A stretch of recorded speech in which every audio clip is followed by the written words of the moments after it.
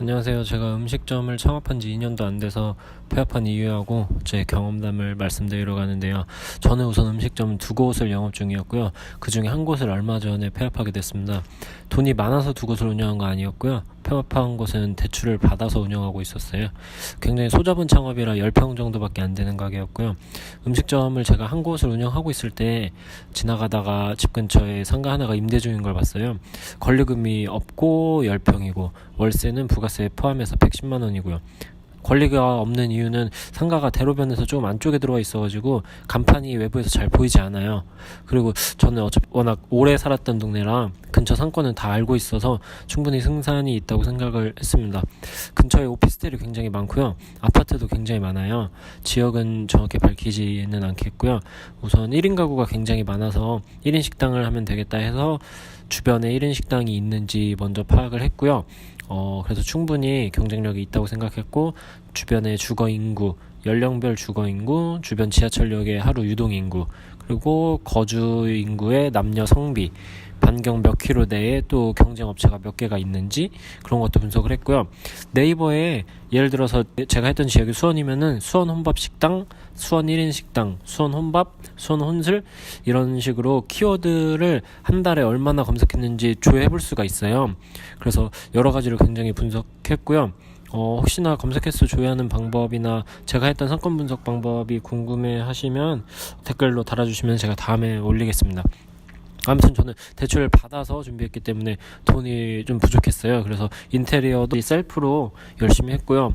우여곡절 끝에 어떻게 오픈을 했는데 문제가 좀 생겨요. 기존에 하던 음식점에 제가 할애해야 하는 시간이 굉장히 많으니까 혼밥 식당에는 상주해 있지는 못하고요. 위탁 운영 방식으로 운영하게 됐어요. 그래서 주변에 분명히 그 고객 타겟층은 굉장히 많이 거주하고 있는 걸 뻔히 아는데 제가 마케팅을 하지 않았어요. 우선 처음에 하루에 30만원씩 팔면은 한 달에 900만 원이고 임대료가 110만 원이고 고정비를 빼도 충분히 남을 거라고 생각했어요. 왜냐하면 평수도 작았고 1인 운영이니까 인건비가 전혀 들어가지 않고요. 그리고 주문 또한 키오스크를 사용해가지고 셀프로 주문을 받았어요. 제가 신경을 좀 더 많이 썼더라면 지하철역 앞에 가서 전단지도 돌리고 주변 사무실, 상가의 명함도 돌리고 시식 쿠폰도 만들어서 나눠드리고 해볼 수 있는 거는 최대한 다 해봤을 텐데 그게 좀 후회로 많이 남는 것 같아요. 그리고 기존에 제가 하던 음식점은 오픈할 때는 제가 3일 동안 눈 딱 감고 진짜 50% 할인 행사를 했었어요. 그래서 오픈하기 전에 지하철역 앞에 내려가서 그 에스컬레이터 내려오는 앞에 서 있어가지고 피켓을 만들어서 50% 할인 행사한다고 많이 알렸어요. 그리고 오픈날은 당일날 아침에 아르바이트를 써가지고 사람들 많이 지나다니는 데 가서 피켓을 들고 서 있으라고 위치를 지정해주고 가게로 돌아왔어요. 그리고 20분도 안 돼서 가게 24개 테이블이 꽉 차고 손님들이 줄을 서기 시작했고요. 오픈하고 3일 동안 진짜 미친듯이 일했어요. 그리고 그 이벤트 때문에 오픈하고 한 달이 넘었는데 전화 와가지고 아직도 행사하냐고 물어보는 고객들도 있었고요. 개인적으로는 그때 좀 많이 잠재 고객들을 유치하지 않았나 하는 생각이 좀 들긴 들어요. 어쨌든 요즘 맛있는 식당은 굉장히 많은데 다만 좀 홍보가 부족한 곳이 많이 있다고 생각해요. 개인적으로는 아무리 맛이 있어도 손님이 와서 먹어봐야 다음에 올지 안 올지를 결정을 하는 거죠.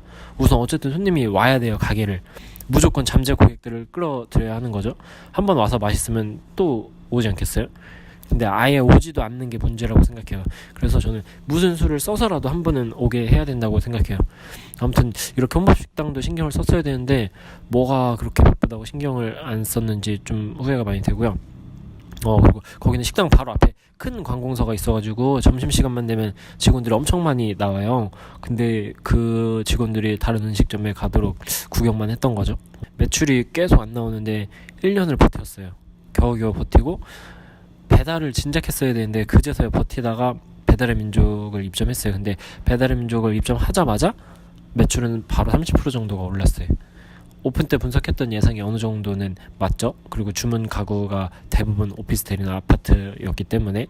근데 시간이 지나니까 배민 역시 매출이 줄기 시작했고요. 광고비를 좀 제가 꾸준히 투자해서 흔히 말하는 깃발을 더 꽂고 했어야 되는데 매출이 적으니까 수익도 적어서 광고비도 당연히 충당하지 못했고, 그러니까 악순환이 계속 반복되는 거죠.